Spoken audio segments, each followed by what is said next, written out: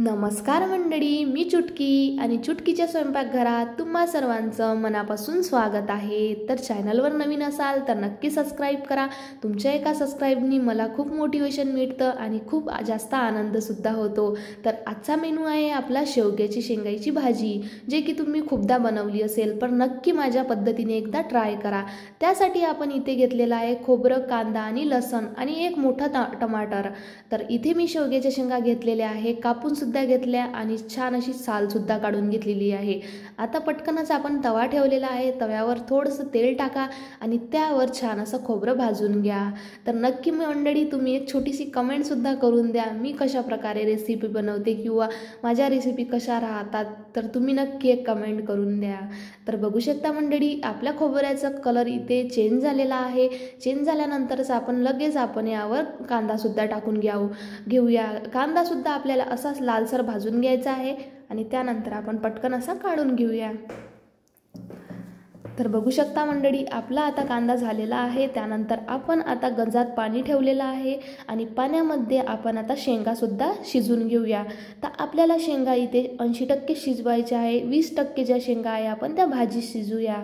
तर इथे पाहू शकता मंडळी, जो मसाला आपण भाजून घेतलेला आहे तो आपण आता इथे मिक्सरच्या भांड्यात असा पिसून घेऊया छान। तर बघू शकता मंडळी, मी इथे थोडासा आता सांबार सुद्धा टाकणार, किंवा कलर खूप छान येतो त्यामुळे इथे सांबार टाका आणि टेस्ट सुद्धा खूप छान येते। तुम्ही बघू शकता मी इथे कोणताही मसाला म्हणजे विलायची किंवा लवंग असं कोणताही मसाला यूज केलेला नाही आहे, कारण की खूप लोकांना खायला थोडा भारी जातो तो मसाला। त्यामुळे आपण इथे खूप सोप्या आणि साध्या पद्धतीने ही भाजी बनवत आहे, ते पण गावरान पद्धतीने। तर बघू शकता आपल्या शेंगा छान अशा शिजलेल्या आहे, एकच उकडी आणायची आहे। त्यानंतर आपल्याला पटकन असं कढई ठेवून भाजीची सुरुवात करायची आहे। सगळ्यात आधी मी इथे मोहरी टाकलेली आहे। मोहरी छान अशी तडतडली की आपल्याला इथे जिरं सुद्धा टाकायचं आहे आणि जो मसाला आपण मिक्सरमधून पिसून घेतलेला आहे तो मसाला सुद्धा आपल्याला इथं टाकून घ्यायचा आहे आणि मसाल्याला जोपर्यंत तेल सुटत नाही तोपर्यंत आपल्याला छान असा शिजून घ्यायचा आहे। तर मंडळी, हे प्रोसेस खूप इझी आहे आणि खूपच सोपी आहे।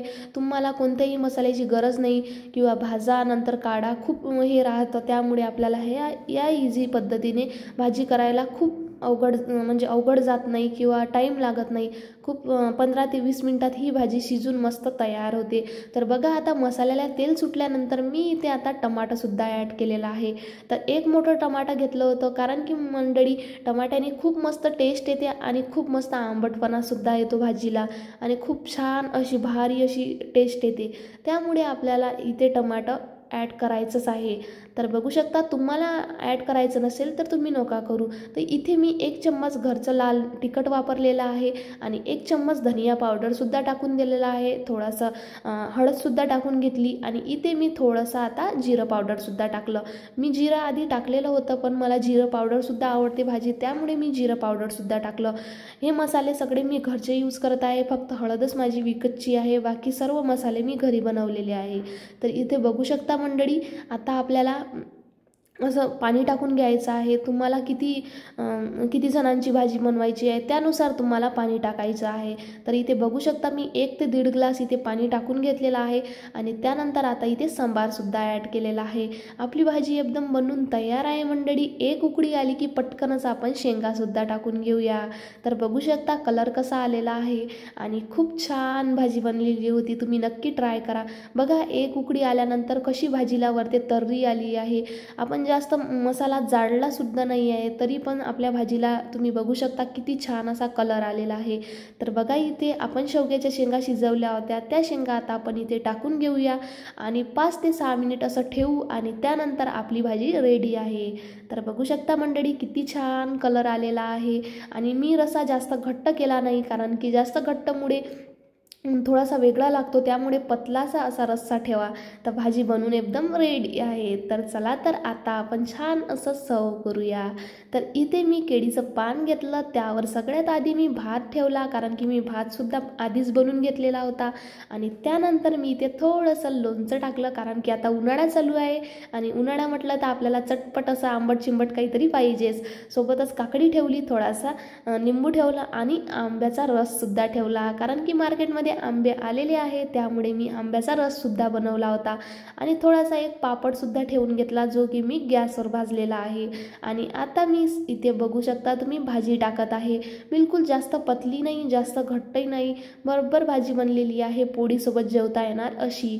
तर तुम्हीसुद्धा ही रेसिपी नक्की ट्राय करा आणि मला कमेंटमध्ये सांगा.